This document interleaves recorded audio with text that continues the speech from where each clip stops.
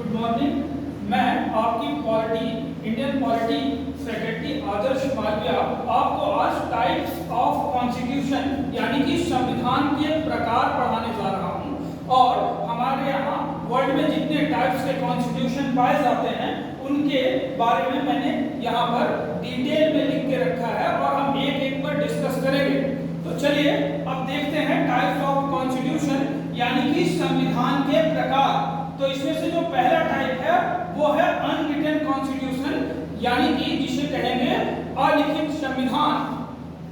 वो कॉन्स्टिट्यूशन जिनके जो किसी कॉन्स्टिट्यूएंट असेंबली यानी कि किसी संविधान सभा के द्वारा नहीं बनाए गए हैं और जिनके विकास में कोई निश्चित टाइम फ्रेम नहीं लगा है यानी कि निश्चित समय काल नहीं लगा है और उनका डेवलपमेंट बहुत एक प्रोसेस एक प्रक्रिया के तहत हुआ है, उन सारे तरह के संविधानों को अनरिटन कॉन्स्टिट्यूशन कहा जाता है।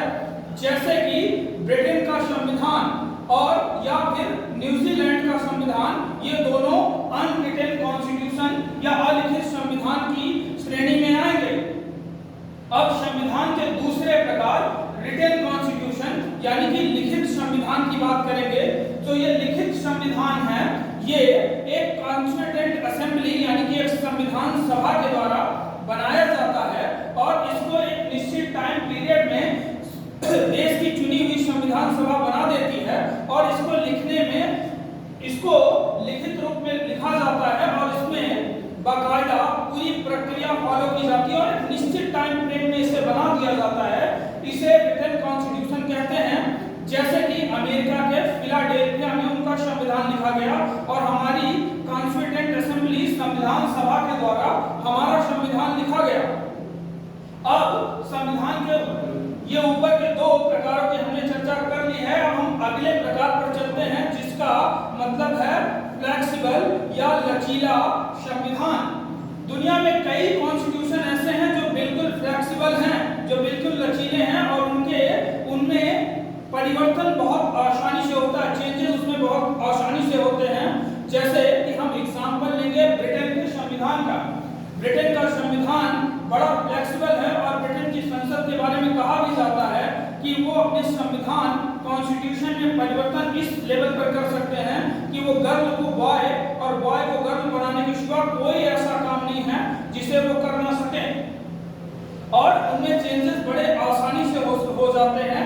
एक सिंपल मेजॉरिटी की जरूरत होती है, लेकिन ऐसा दुनिया में कई जगहों पे नहीं है। इसीलिए हमें एक अलग संविधान का टाइप देखने को मिलता है जिसे रिगिड कॉन्स्टिट्यूशन या कठोर संविधान कहा जाता है, जिनमें कॉन्स्टिट्यूशन में अमेंडमेंट बहुत आसानी से नहीं होते हैं और ये अमेंडमेंट्स के लिए आपको एक बड़ा प्रोसेस फॉलो करना पड़ता है। यानी कि आपको 2/3 मेजॉरिटी चाहिए होगी। आपके बोथ जो सेशन है यानी कि जो आपके संसद के दोनों सदन हैं उनमें आपको मेजॉरिटी चाहिए होगी और साथ में आपको हाफ से ज्यादा स्टेट में भी मेजॉरिटी चाहिए होगी। जैसे हमारे यहाँ संविधान के जो बेसिक फीचर्स हैं अगर उन्हें आपको चेंज करना है तो इसके लिए आपको रिगिड कॉन्स्टिट्यूशन ही इंडिया की कॉन्स्टिट्यूशन को मानना पड़ेगा। हालांकि जो रिगिड कॉन्स्टिट्यूशन का एक्चुअल प्रकार है वो अमेरिका का कॉन्स्टिट्यूशन माना जाता है। इसीलिए वर्ल्ड में सबसे कम जो अमेंडमेंट्स हुए हैं कॉन्स्टिट्यूशन में वो अमेरिका के कॉन्स्टिट्यूशन में हुए हैं। अब हम कॉन्स्टिट्यूशन के अगले टाइप पर चलेंगे जिसे यूनिटरी कॉन्स्टिट्यूशन या एकात्मक संविधान कहते हैं। वो कॉन्स्टिट्यूशन जहां पर सेंट्रल गवर्नमेंट को सारी पावर कॉन्स्टिट्यूशन से मिलती है, लेकिन ये उसकी इच्छा पर निर्भर करता है कि वो जो और सारे स्टेट हैं उनके जो स्टेट है उन्हें कितनी पावर देना चाहता है। यानी कि वो जो पावर का सेंट्रलाइजेशन है उसे कितना डिसेंट्रलाइज करना चाहता है, यानी कि पावर को कितना बांटना चाहता है, ये सेंट्रल गवर्नमेंट की इच्छा पर निर्भर करता है। और इस तरह की सारी सरकारों को यूनिटरी गवर्नमेंट या एकात्मक सरकारों के रूप में जाना जाता है। जैसे कि ब्रिटेन और चीन की सरकार, वहां कॉन्स्टिट्यूशन ने सारी पावर वहां की सेंट्रल गवर्नमेंट को देकर रखी है। अब कॉन्स्टिट्यूशन के अगले प्रकार की चर्चा करेंगे, वो है फेडरल कॉन्स्टिट्यूशन यानी कि संघात्मक संविधान। फेडरल कॉन्स्टिट्यूशन वहां होता है जहां सेंट्रल और स्टेट को पावर कॉन्स्टिट्यूशन से ही दे दी जाती है कि उनकी लिमिट्स क्या होगी और वो कितना काम कर सकते हैं और किसके राइट्स कहां तक हैं। तो इस तरह के कॉन्स्टिट्यूशन को फेडरल कॉन्स्टिट्यूशन कहा जाता है। जैसे इसमें हम एग्जांपल के तौर पर अमेरिका का कॉन्स्टिट्यूशन ले सकते हैं, इंडिया का ले सकते हैं, ब्राजील का ले सकते हैं और ऑस्ट्रेलिया का ले सकते हैं।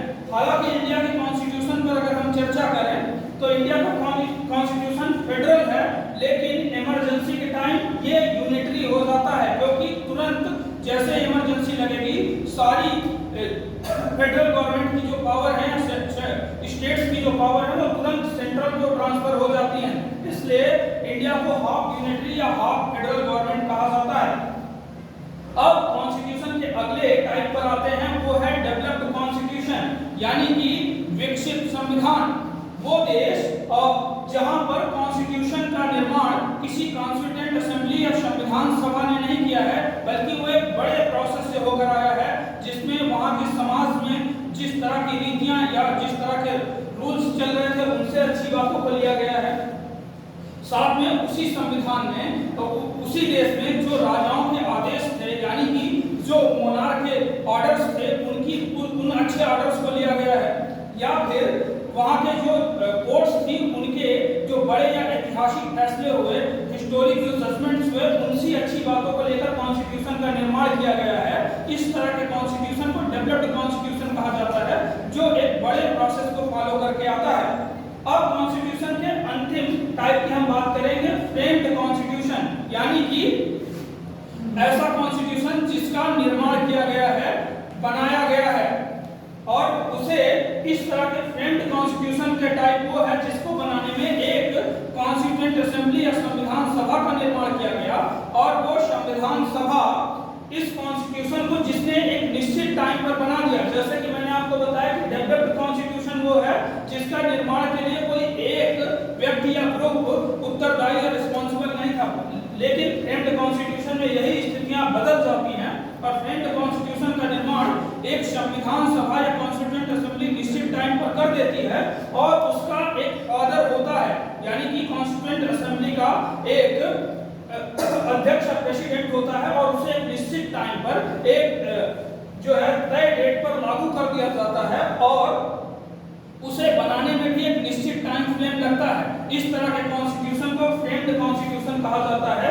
इसमें हम इंडिया के कॉन्स्टिट्यूशन, अमेरिका के कॉन्स्टिट्यूशन और चीन, नेपाल वगैरह के कॉन्स्टिट्यूशन की बात कर सकते हैं। अगर हम लेटेस्ट में बात करें तो नेपाल का कॉन्स्टिट्यूशन ऐसे ही बनाया गया है, या म्यांमार में भी